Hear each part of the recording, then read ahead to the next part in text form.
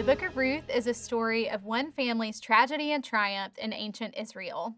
The story begins with Elimelech and his wife, Naomi. They and their two sons travel to Moab to escape a famine in Bethlehem.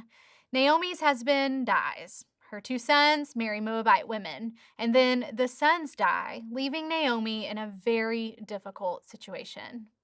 Ruth, one of Naomi's daughters in law, agrees to travel with Naomi back to Bethlehem, forsaking her homeland, her family, and her gods. An incredibly defining decision, choosing instead Naomi's homeland to be with Naomi's family and to worship her God, the God of Abraham, Isaac, and Jacob. Ruth eventually marries Boaz, a relative of Naomi's, and they have a son, the grandfather of King David.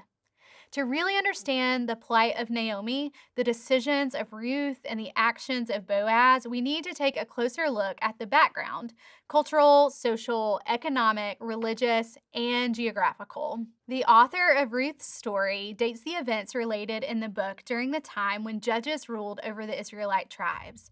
The Israelites completed the transition from a nomadic to an agrarian culture during the judges period. They exchanged tents for houses and built pastures for their livestock and developed farms to produce crops. The life situation of Ruth fits the period of punishment and restoration reflected in the experience of Gideon and the Israelites. The Midianites oppressed Israel for a period of 7 years, raiding livestock and destroying crops. War denied the peace and stability required by herdsmen and farmers to do their work. Under such circumstances, families relocated to more secure territories in the hope of making a living until conditions improved. The author identified a famine as the reason for Elimelech's departure from Bethlehem in Judah. Famines occurred in Israel because of irregular and insufficient rainfall. In times of political instability, raiding armies destroyed crops, creating famine by artificial means.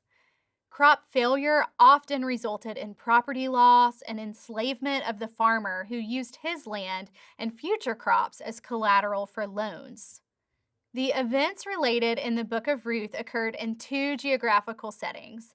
The book begins and ends with the story's characters residing in the Judean town of Bethlehem. The scene shifted for about 10 years to the country of Moab. While the soil in the area of Bethlehem was rich in nutrients and desirable for farming, the absence of water denied productivity.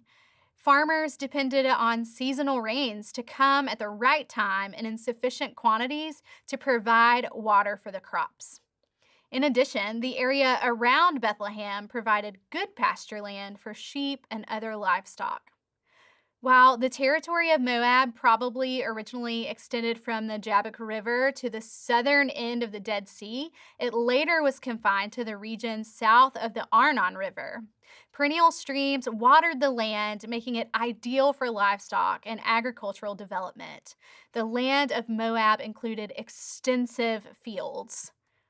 Elimelech compared the barrenness of his Judean property to the fertile conditions in the fields of Moab and decided to seek refuge for his family in the land of Lot's descendants. Soon after their arrival in Moab, Elimelech died, leaving Naomi a migrant widow with two sons, Mahlon and Chilion. Naomi saw her plight improve with her sons' marriages to Moabite women. But her joy was short lived, for within 10 years, Mahlon and Chilion died. News of the famine's end in Judah reached Naomi. She decided to return to Bethlehem, accompanied by her sons' wives, Orpah and Ruth. During the journey, Naomi instructed Ruth and Orpah to return to their mother's homes and seek a husband. At first, both reaffirmed their decision to go with Naomi, but Naomi's insistence succeeded with Orpah. Ruth, however, remained steadfast in her decision to go with Naomi. She made a passionate speech in reply, stating her strong desire to forsake her family and gods to embrace Naomi's family and God. She made a solemn vow of lifelong devotion to Naomi and underscored the genuineness of her vow by invoking the personal Hebrew name for God, Yahweh, instead of his more general name, Elohim. The last verse in the book of Judges is descriptive of the religious and moral setting of the book of Ruth. In those days, Israel had no king. Everyone did as he saw fit. The Israelites experienced extremes of religious devotion to the Lord and of desertion from him.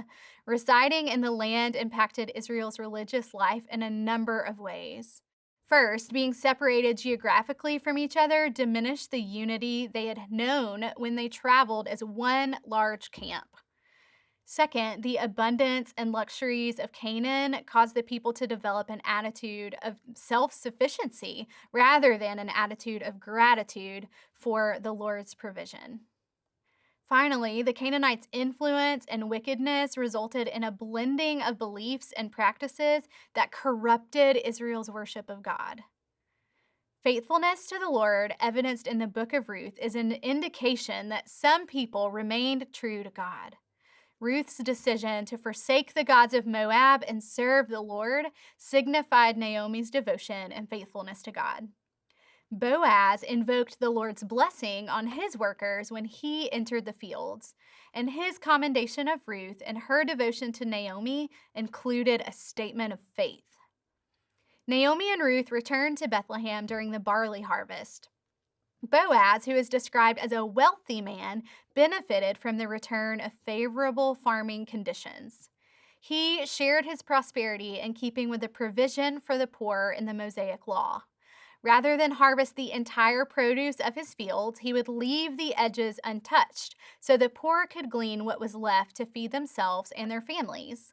This was the practice of Ruth and the way that Boaz first noticed her. Several events followed Naomi and Ruth's arrival in Bethlehem that resulted in Ruth's meeting Boaz, who was a relative of Elimelech. Naomi gave Ruth instructions about approaching Boaz to determine his willingness to agree to levirate marriage. Boaz responded positively to Ruth's marriage proposal, offering to do all that she asked.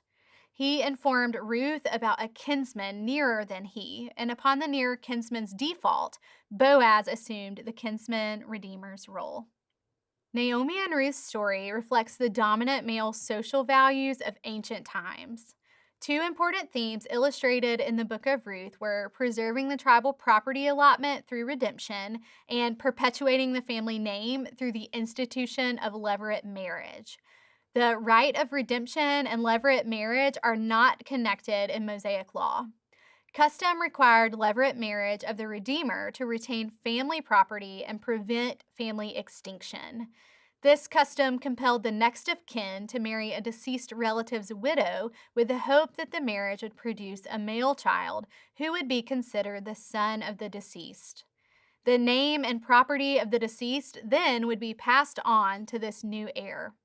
The marriage of Boaz and Ruth satisfied this custom. Ruth gave birth to a son who was named by the community women Obed, meaning servant. Obed's birth reversed Naomi's son's unfortunate death without an heir. According to levirate law, Obed was now regarded as Mahlon's son. Obed eventually fathered Jesse, who was the father of a boy named David.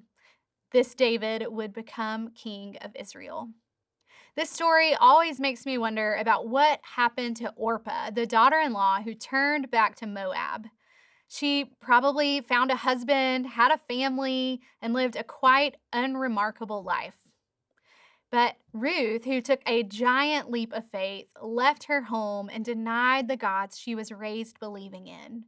She put her faith in a new God and escorted a poor widow to a strange land she had never seen. And God rewarded her greatly. She found a wealthy husband, restored Naomi's property, birthed a son, and most remarkably, placed herself in the direct lineage of Jesus Christ.